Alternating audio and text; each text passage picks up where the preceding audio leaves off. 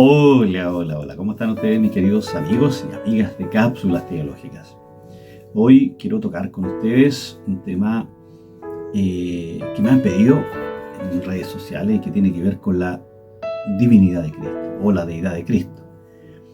Y es un tema que yo creo que es muy relevante que podamos analizarlo a la luz de las Escrituras con algunas evidencias que son importantes. Así que acompáñenme en esta tarde de día jueves y como siempre, a la luz de las Escrituras vamos a tocar este tema de la deidad de Cristo.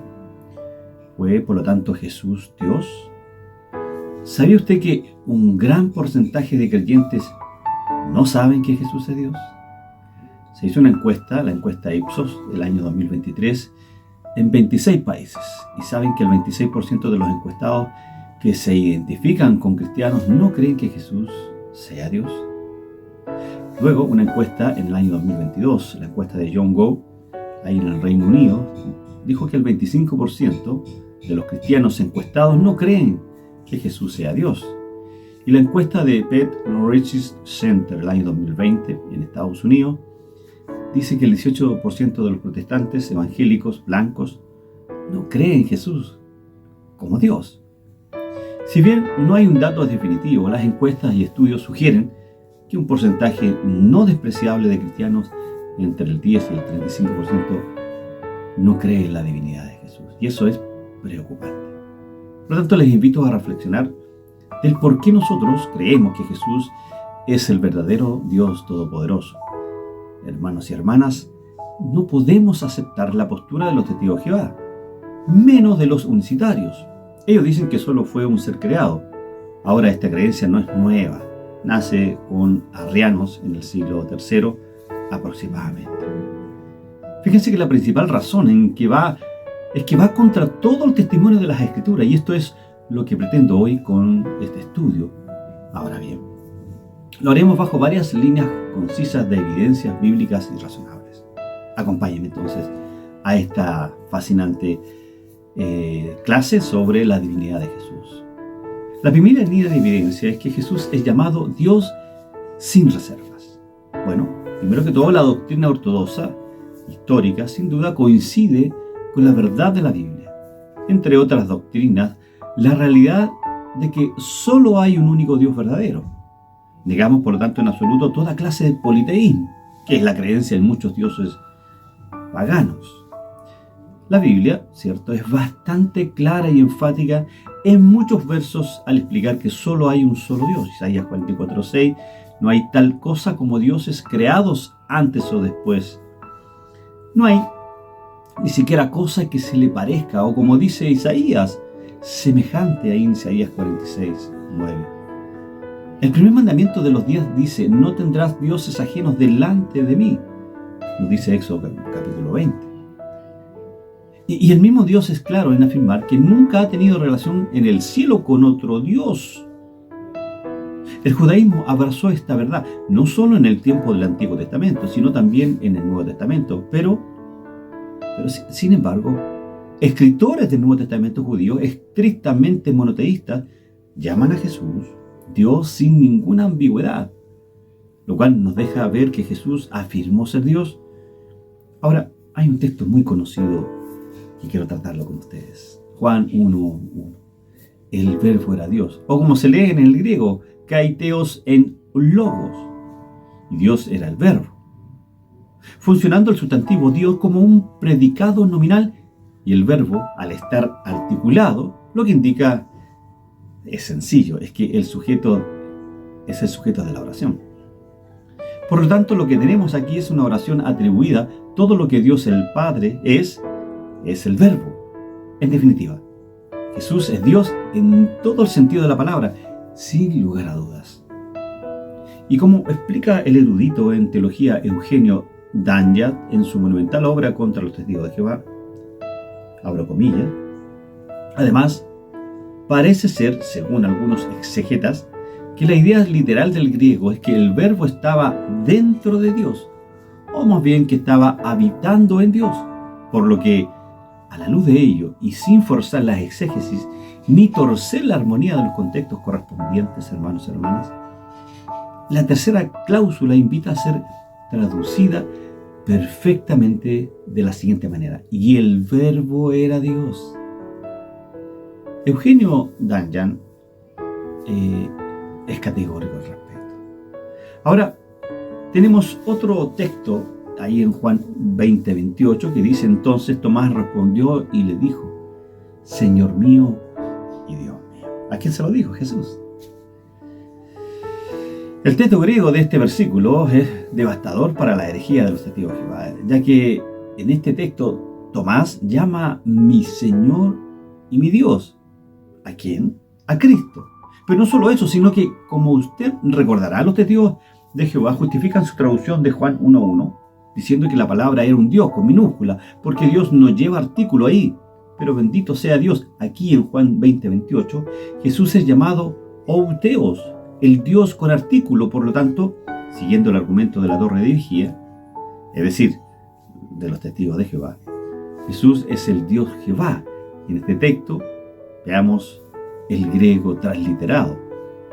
Y el griego transliterado, ¿cierto? Es como se leería en castellano en el fondo. Kai, apec, right, Tomás, kai, eipen, auto, o curios, moun, kai, oteus, moun, que es el griego transliterado.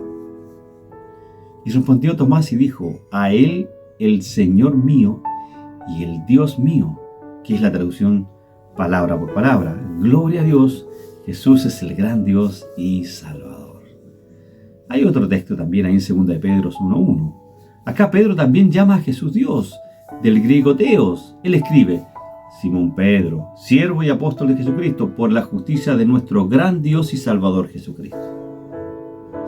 La frase Jesucristo aquí está funcionando como un apuesto en griego. En el Nuevo Testamento griego a esto se le conoce como la regla Grammaticus Char. Esto va como sigue. Permítame entonces hablar un poquito de tecnicismo. Un artículo cubre a los dos nombres, Dios y Salvador. Mientras que la conjunción griega y, que proviene del griego kai, está unida a los dos nombres de forma inseparable. Esto significa que el apuesto, que es la palabra que se nombra nuevamente, Jesucristo, ¿cierto?, se refiere a los dos nombres Dios y Salvador. Jesucristo es Dios y Salvador al mismo tiempo. Espero que le haya quedado claro este tecnicismo. Bueno, los expertos en gramática están de acuerdo, por lo tanto, de que se refiere solo a una persona, no a dos. Qué evidencia más clara, ¿cierto?, nos entrega la gramática. Porque la gramática, amados amigos y amigas, exige que solo se nombre a una sola persona. Es lo que vemos, ¿cierto?, en la mayoría de los eruditos respecto a ese pasaje donde Tomás dice: Señor mío y Dios mío. Es impresionante cómo eruditos inclusive que no son cristianos, y todos están de acuerdo en que Jesús es el gran Dios y Salvador. Es interesante, ¿cierto?, cómo esta evidencia primaria que estamos analizando nos habla, ¿cierto?, de esta deidad. Por lo tanto, en definitiva, este primer punto, la Biblia, ¿cierto?, enseña que Jesús es llamado Dios sin reservas. Y ahora, acompáñenme a ver la segunda evidencia, que es la evidencia donde Jesús es identificado con el Jehová del Antiguo Testamento. Y esto sería bueno que lo viera un testigo de Jehová, ¿cierto? Bueno, primero que Jesús reclamó para sí el nombre del yo soy. Y esto por supuesto que es importante, porque en el Antiguo Testamento Dios reveló su nombre a su pueblo Israel después de que Moisés, acuérdense, le preguntase con qué nombre debería ser llamado Dios. Y Dios le respondió, ahí en Éxodo capítulo 3, yo soy el que soy. Esto dirás a los hijos de Israel, yo soy, me ha enviado a vosotros. En los versículos 13 y 14 de Éxodo capítulo 3. La frase yo soy no es la palabra Yahvé, sin embargo viene de la misma raíz haya, y en hebreo significa existencia. Por otra parte, la Septuaginta, que es una traducción del Antiguo Testamento hebreo al griego koiné, realizada en Alejandría, en Egipto, entre los siglos III y II, 257 a.C. más o menos, es la traducción más antigua existente de la Biblia hebrea y tuvo una gran influencia en el desarrollo del cristianismo. Fíjense que se cree que la Septuaginta fue encargada por Ptolomeo II de Filadelfo, rey de Egipto en aquel entonces, para la biblioteca de Alejandría. Y el objetivo era que los judíos de habla griega pudieran acceder a las escrituras hebreas. También fue utilizada por los primeros cristianos, ya que la mayoría de ellos no hablaba hebreo, ya el hebreo bíblico. Y la Septuaginta tuvo una gran influencia en el desarrollo de la teología cristiana y en la interpretación de la Biblia en los primeros siglos. Fíjense que cuando la Septuaginta tradujo la primera parte de Éxodo 3:14, el yo soy que Dios le dice a Moisés, el yo soy la tradujo en el griego como ego eimi. Y en los días de Cristo, la lengua griega era la lengua popular y general, incluso fue en esta lengua en la que todo el Nuevo Testamento fue escrito. Todo el Nuevo Testamento prácticamente fue escrito en el griego koiné, salvo el libro de Romanos, que fue escrito en un griego más académico. Ahora bien, Cristo empleó esta misma frase en el griego del Nuevo Testamento, ego eimi, reclamando para sí el nombre divino de Dios en el Evangelio de Juan. Leamos el Evangelio de Juan, capítulo 8, versículos 57-59. Entonces le dijeron los judíos, aún no tienes 50 años, ¿y has visto a Abraham?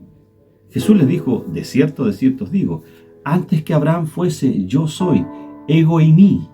¿Se entiende? Tomaron entonces piedras para arrojárselas, pero Jesús se escondió y salió del templo y atravesando por en medio de ellos se fue. Miremos cómo Jesús se proclama el Jehová del Antiguo Testamento. Ahora los judíos le dijeron a Jesús, aún no tienes 50 años, ¿y has visto a Abraham? Y Jesús le responde, de cierto os digo, antes que Abraham fuese, yo soy, del griego ego eimi, ¿cierto? Bueno, por lo tanto queda clarísimo entonces que Jesús aquí estaba haciendo la más alta clamación de deidad. Reclamaba el nombre de Dios para sí.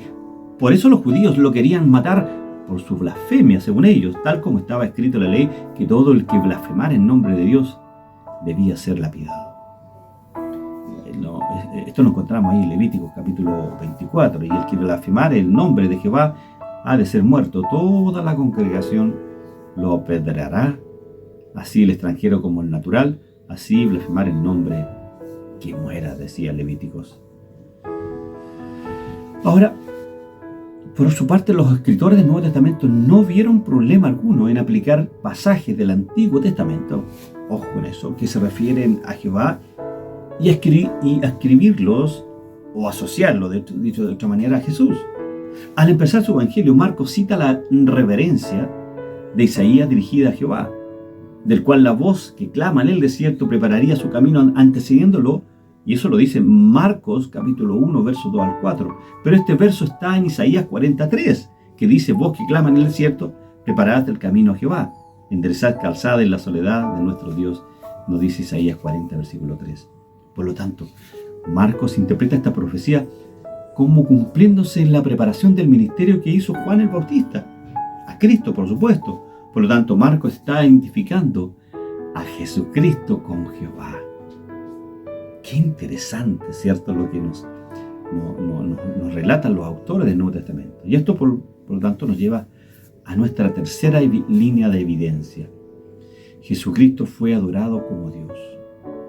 Analicemos esto entonces. Jesús recibe el acto más grande de adoración.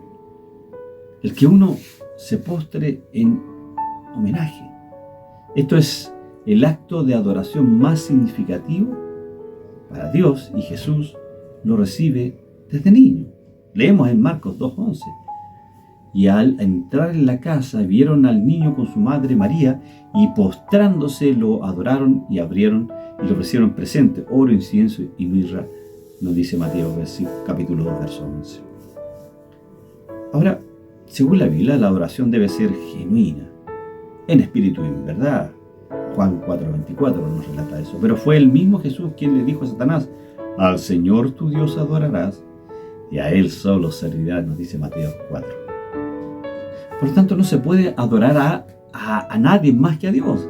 Pero este mismo Jesús que dejó claro que solo Dios debe ser adorado, Él mismo fue adorado como Dios y aceptó la adoración sin rechazarla.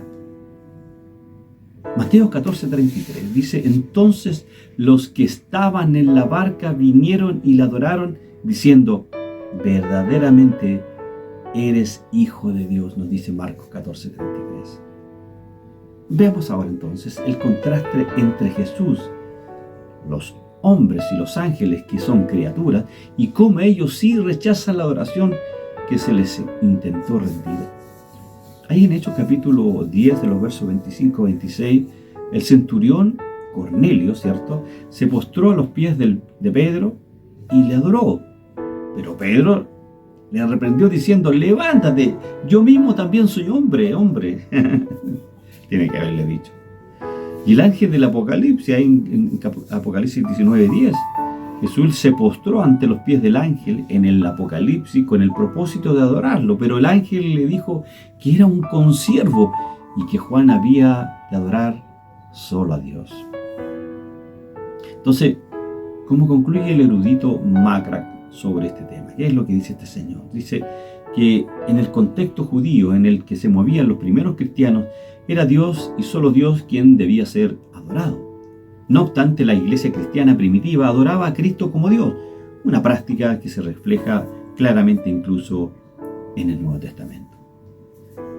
Interesante lo que dice Macran, ¿cierto?, en el libro Evidencias, que demanda un veredicto, ¿cierto?, y que lo replica después John más tarde. ¿Qué más podemos decir a esto? Y por supuesto ya esto nos lleva a nuestra cuarta evidencia, ¿cierto?, de esta tarde. ¿Y cuál es esa cuarta evidencia? Bueno, que esta cuarta evidencia, es decir, la línea de evidencia que Cristo perdonó pecados como Dios. Ahí en Marcos capítulo 2, versículos 5 al 7, la Biblia nos dice claramente que al ver Jesús la fe de ellos, ¿cierto?, dijo al paralítico: hijo, tus pecados te son perdonados. Estaban allí sentados algunos de los escribas, los cuales cavilaban en sus corazones: ¿por qué habla este así? Blasfemia, dice. ¿Quién puede perdonar pecados si no solo Dios? Para los judíos del tiempo de Jesús, por supuesto, no había la más mínima duda de que el único con la autoridad para perdonar pecados era Dios. Y la idea de que un simple hombre pudiera perdonar pecados cometidos contra Dios no era ni siquiera digna de prestarle la más mínima importancia. El perdón de los pecados es una prerrogativa que pertenece exclusivamente a Dios. Fíjese que al respecto el erudito Stott escribe algo muy interesante. Podemos perdonar, dice Stott, las ofensas que otros nos hagan, pero los pecados que cometemos contra Dios, solo Dios mismo puede perdonarnos. Qué interesante lo que dice este erudito Stott. Por tanto, amigos y amigas, queda demostrado, estimados hermanos, por esta cuarta evidencia, que Jesús tiene que ser Dios. De lo contrario, no hubiera podido perdonar pecados y no hay otra alternativa. No se puede negar lo evidente para justificar lo injustificable. Y ahora sí, veamos ya la quinta y última evidencia de la divinidad de Cristo, ¿cierto? Que las Escrituras lo declaran de manera muy clara.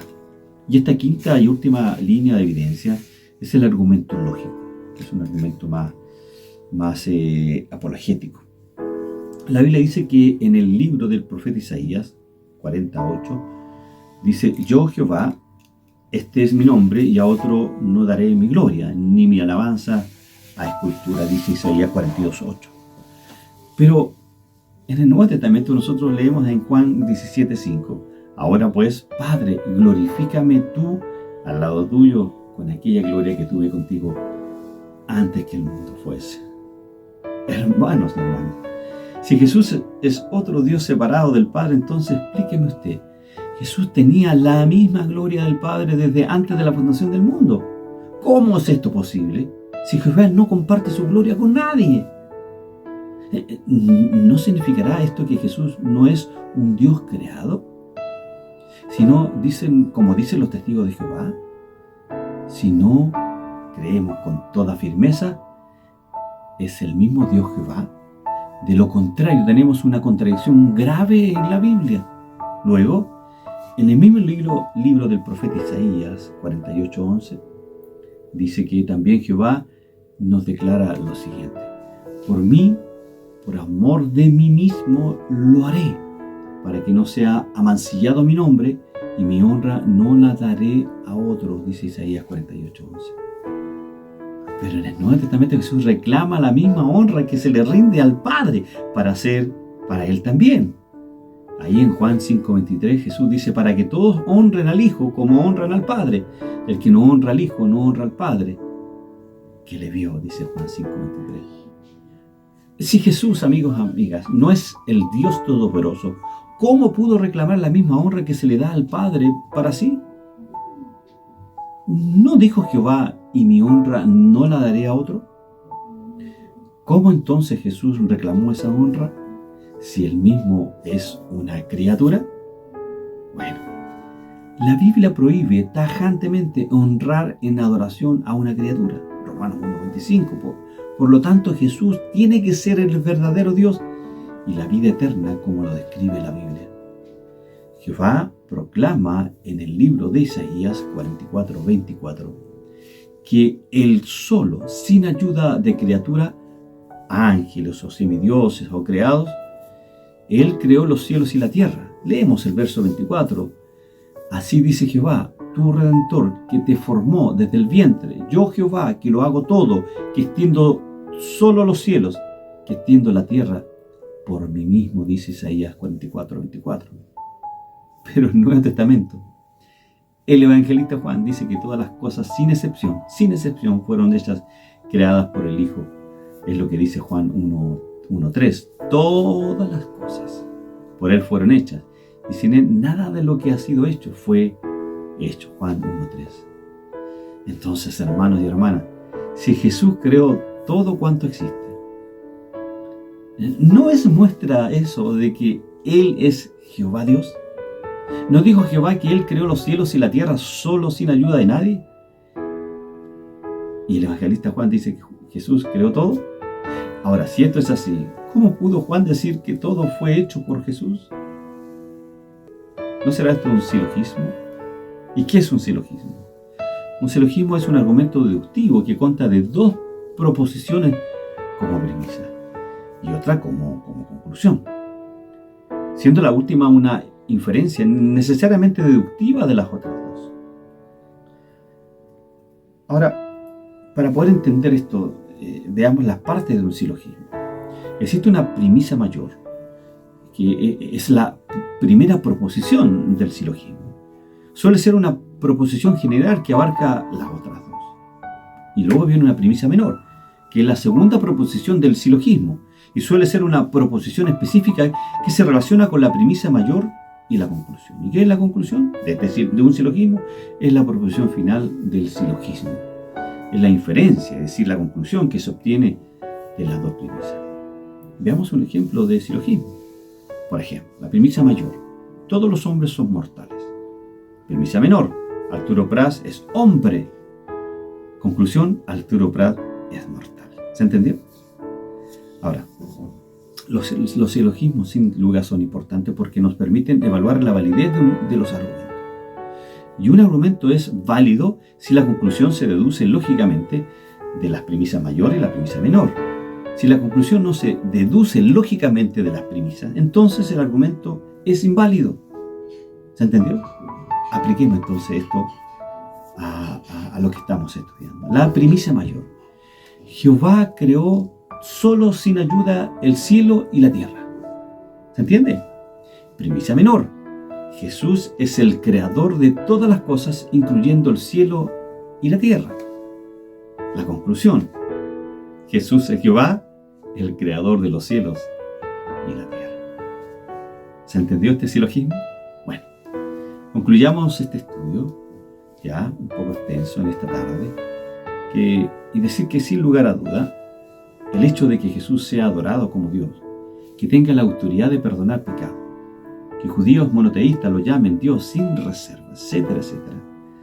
Todo apunta entonces en la misma dirección. Jesús es verdaderamente Dios. Recordemos lo que dice Colosenses, que los teólogos le llaman la kenosis. Jesús se despojó de su gloria, dejando su gloria con el Padre. Y vino y se trajo sus atributos divinos. Recordemos ese pasaje de Marcos capítulo 4, si mal no recuerdo. Cuando Jesús le dice a sus discípulos, vamos, atravesemos el lago, que era el mar de Galilea. Y estando en la barca, repentinamente vino una tempestad. Jesús al final de esto, después que lo despiertan, le dice a hombres de poca fe, y ordena detener el mar, la naturaleza en el fondo. Y los discípulos asombrados dicen, ¿quién es este que las olas, que la naturaleza le hace, que le obedece? Bueno, por supuesto, es el creador de todo lo que existe en lo que nosotros conocemos. Dios, Jesús es Dios, sin lugar a duda, hermanos y hermanas. Espero con esta larga explicación, estas 5 evidencias que hemos presentado hoy día, a usted, hermano querido, hermana querida, si ha tenido duda de que Jesús es Dios, bueno, con todo esto espero que usted pueda anotar los versículos, los ejemplos que dimos, el silogismo que explicamos al final y pueda quedarle claro. Nunca más dude que Jesús es Dios. ¿Ok? Bien. Gracia y paz a cada uno de ustedes. Y nos vemos en otra cápsula teológica. Chao, chao.